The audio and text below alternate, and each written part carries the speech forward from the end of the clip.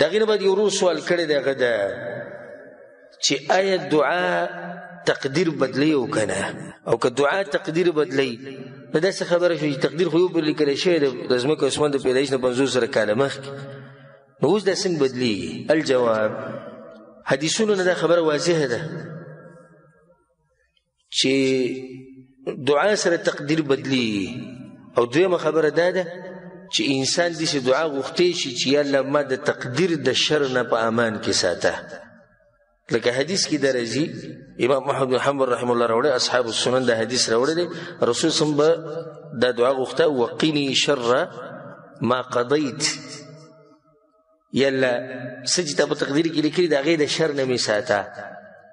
او په یو حدیث کې دا راځي، امام حاکم رحمه الله راوړی دی، صحیح حدیث دی، رسول صلی الله علیه وسلم تقدیر نه واپس کیږي مگر په دعا سره، او عمر نه ډیریږي مگر په نیکو کارونو سره.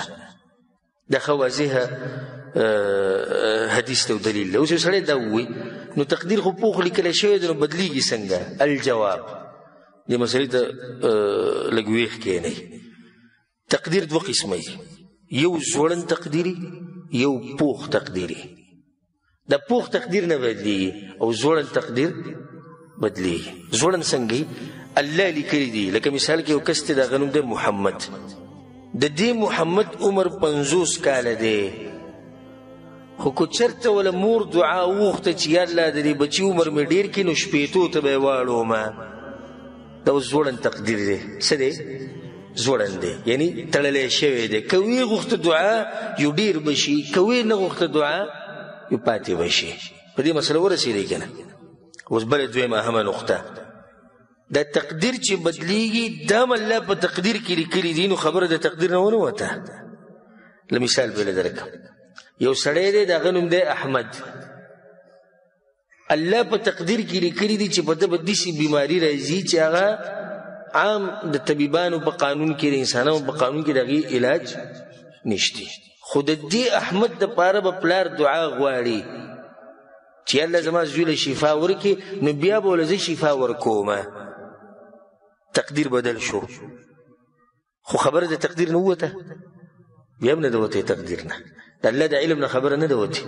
بل مثال بېله درکړم، یو کس دی خالد نومې دی، غریب دی، تقدیر یې دا دی چې دی به صحیح غریب وي، خو د مور پلار به دعا غواړي د دپاره چې الله زما د بچي رزق پراخه کړه. الله ته خو پته لري چې مور پلار به دعاګانې غواړي که نه، الله به د تقدیر د ده د غریبي دا به بدله کړي د دعاګانو د لاسه، او دی به مالداره کړي. خبره د تقدیر نه ووته، ونه وته، خبره بیا هم په تقدیر کې پاتې شو، یعنی د الله د علم نه څه شی نشي وتی. او بل سبحان الله، الله ته دا ضرورت نشته چې الله به دې خبرې ته انتظار کوي چې د چا دپاره به دعا غوښتی کېږي او د چا دپاره نه. الله ته د اول نه پته ده چې د چا دپاره به غوښتی کېږي او د چا دپاره به نه غوښتی کېږي. نو دا د دغه مسلې مختصر جواب دی. اگر که زما یو بیان شته په دې باندې تقدیر په دې مسله باندې، هلته ما ښه تفصیل بیان کړی، د هغه واورئ. والله اعلم.